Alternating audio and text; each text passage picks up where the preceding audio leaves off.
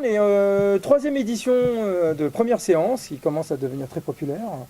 Parce que nous avons un guest star avec nous, Monsieur Flavien Bellevue. Bonjour Flavien, très heureux de te voir avec nous. Et on va commencer par le premier film, donc on est au Max Linder, qui diffuse pendant 3 semaines le nouveau Tim Burton. Big Eyes, nous sommes en mezzanine, je dirais le meilleur endroit pour voir un film au Max Linder. La place de choix. Voilà, la place de choix. Donc on va commencer tout de suite par cuisiner notre ami Flavien sur donc Big Eyes, le nouveau Tim Burton. Qu'en as-tu pensé? Alors c'est pas un très grand Tim Burton. On est d'accord. Mais c'était pas un film si honteux que ça non plus. Ouais.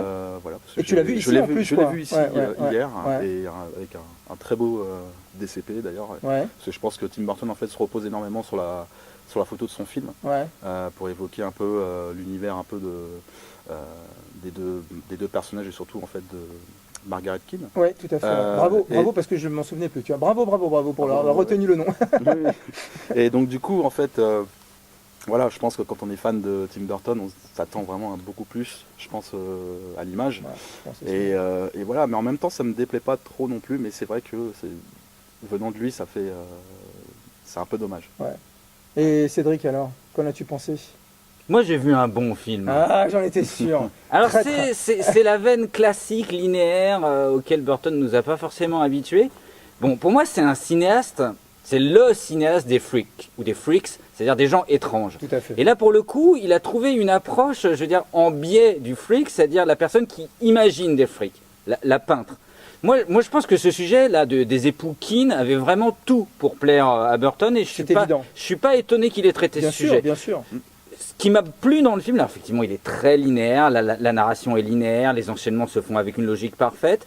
Ce qui m'a plu dans le film, c'est toute la réflexion qu'il mène autour du travail de création et de la peinture, et aussi, quand même, on doit le dire, du statut de la femme peintre. Parce que dans l'histoire de la peinture, il y a quand même eu très peu de très grandes femmes peintres. Oui. Et il se trouve que là, Margaret Keane a été une des très grandes peintre américaine, et d'ailleurs elle est encore vivante. Oui.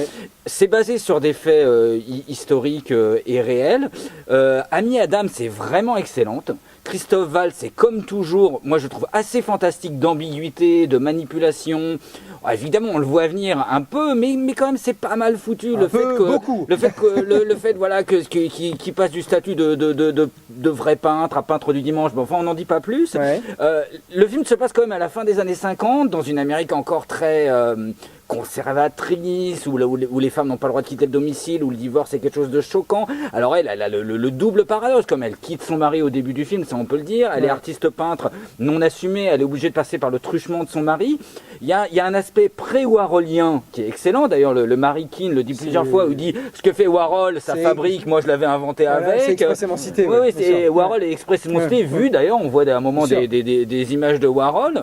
Non, moi je rejette pas du tout le film. Alors, pour notre profession, il y a quelque chose d'amusant, c'est qu'il y a un critique d'art qui est joué par Terence Stamp, qui apparaît peu, mais à chaque fois qu'il fait des apparitions, elles sont stupéfiantes quand même, parce qu'il y a une engueulade entre le personnage là de Keane, joué par Christophe Waltz. C'est quand même la caricature du critique. Oui, mais justement, il joue là-dessus. À un moment, il dit, c'est un moment clé dans le film. Parce que même pour la mise en scène de Tim Burton sur la séquence d'après, là vraiment, je me suis dit, quand même, il y a quand même il y a de la charpente dans le film. Je suis d'accord avec toi, Flavien. Le problème, on va laisser notre ami. Je suis pas du tout d'accord avec vous. Je vais juste vite conclure, si je peux me permettre. C'est juste que le problème du film, c'est que il y a rien d'étonnant, il y a rien de surprenant, il y a rien de nouveau dans la filmographie de Burton. Pour moi, c'est un film qui aurait pu être réalisé par n'importe quel yes man à Hollywood. Et donc là, on attend pour moi, de Tim Burton, j'attends plus, quoi. J'attends plus que ça, qu'un film. Écoute, ça c'est le Burton fan, c'est ça. Non, oui, mais non, juste, on remet les choses dans le truc. C'est le deuxième biopic dans la filmographie de Burton.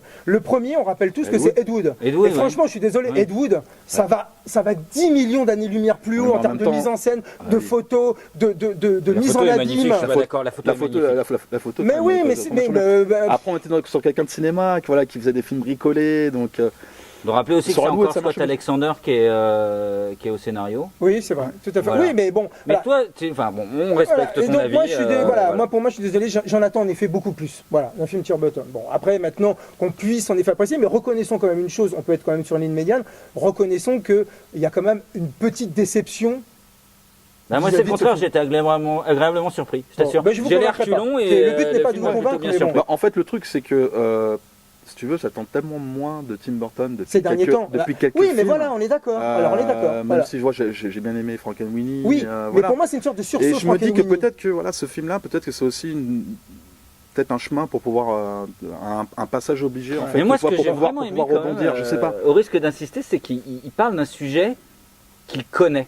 On sent que Burton est un amoureux des beaux-arts. Il parle de la peinture et c'est un sujet qu'il maîtrise. Et en plus, quoi. il a apparemment Il a des choses intelligentes il a à toute une dire sur le collection, sujet. il a toute une collection de tableaux chez lui. Ouais, Enfin, bon, voilà. ouais. Bon, Et écoutez, peut-être moi que- je me permets juste qu'on va conclure parce que sinon ça va faire trop long et nos amis vont partir. Ouais. Donc allez le voir et si possible au Max Linder si vous êtes Voilà, parisien puisqu'il parce va que être joué, voilà là. et C'est une pendant belle 3 salle, semaines ouais. voilà et que de C'est une toute belle façon salle. c'est quand même un très bel écran pour voir ce film. On est Exactement, d'accord C'est tout ça. à fait. Allez.